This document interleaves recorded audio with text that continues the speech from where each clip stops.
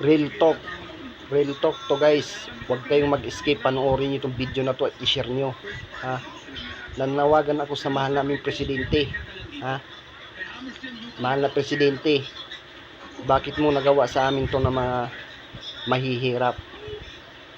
Lalo na yung sinabi mo na magbibigay ka ng 10,000 bawat isa sa senior citizen. Ha?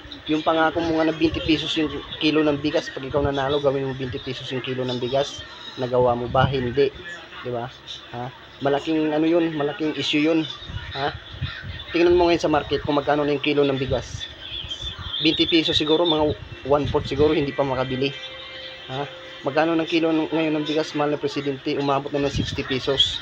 Yung 100 namin, 1.5 kilo na lang. Ha? Kasano yung pangako mo 20 pesos na bigas? At isa pa, yung sabi mo sa mga senior citizen na bigyan mo sila ng ayodang tag 10,000.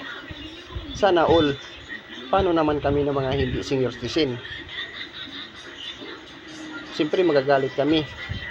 Kasi senior citizen lang binigyan mo ng ayuda. Paano naman kami? Sana all, senior citizen na lang lahat ng tao para mabigyan. Di ba? At ito pa, hindi mo natupad yung pangako mo 20 pesos na bigas. Tapos bumibili ka pa ng mga barko ng panggera. Makakain ba namin yun? Makakatulong ba sa amin yun? Hindi. Ha? Ilang bilyon yun kung ibili mo ng sako-sako na bigas. Tapos tuparin mo yung 20 pesos na kilo ng bigas. Hindi, sana natutuwa pa kami ng mga buong tao dito sa Pilipinas. Yung pera na sinayang mo sa pambili ng barko ng panggera na yan, hindi mapakinabangan yan ng buong sambayanan. Sana kung ano yung sinabi mo, tuparin mo, mahal na presidente, kasi maraming taong Pinoy naghihirap. Yung iba walang makain, yung iba walang trabaho.